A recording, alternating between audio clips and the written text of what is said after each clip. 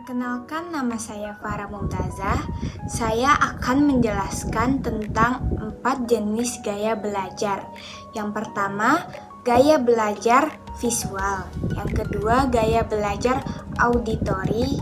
Yang ketiga, gaya belajar membaca atau menulis. Dan yang terakhir adalah gaya belajar kinestetik. Gaya belajar visual. Nah, gaya belajar visual ini orang memahami atau mengingat informasi melalui gambar, diagram, peta, atau visual lainnya.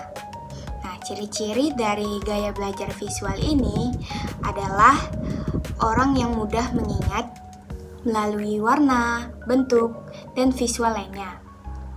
Nah, contoh dari gaya belajar visual ini adalah seseorang yang belajar menggunakan video dari YouTube atau video dari TikTok dengan visual yang menarik dan warna-warna yang menarik. Gaya belajar auditori.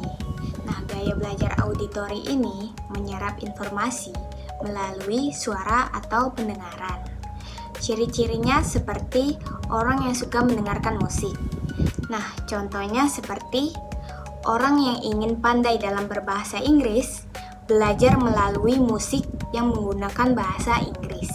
Gaya belajar membaca atau menulis, yang memahami atau mengolah informasi melalui kata-kata, baik lisan maupun tulisan.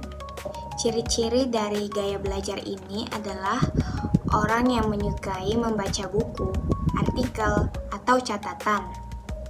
Nah, contoh dari gaya belajar ini adalah seperti orang yang suka membaca buku di perpustakaan, lalu setelah membaca buku materi dari buku tersebut, ia merangkum dan menuliskannya kembali.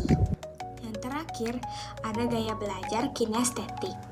Nah, gaya belajar kinestetik ini adalah gaya belajar yang paling efektif karena melalui gerakan fisik dan pengalaman nyata. Ciri-cirinya seperti orang yang suka belajar sambil melakukan aktivitas fisik. Contohnya seperti orang yang ingin belajar ilmu olahraga dengan mempraktikkan langsung gerakan olahraga itu tersendiri. Terima kasih karena sudah mendengarkan penjelasan dari saya. Wassalamualaikum warahmatullahi wabarakatuh.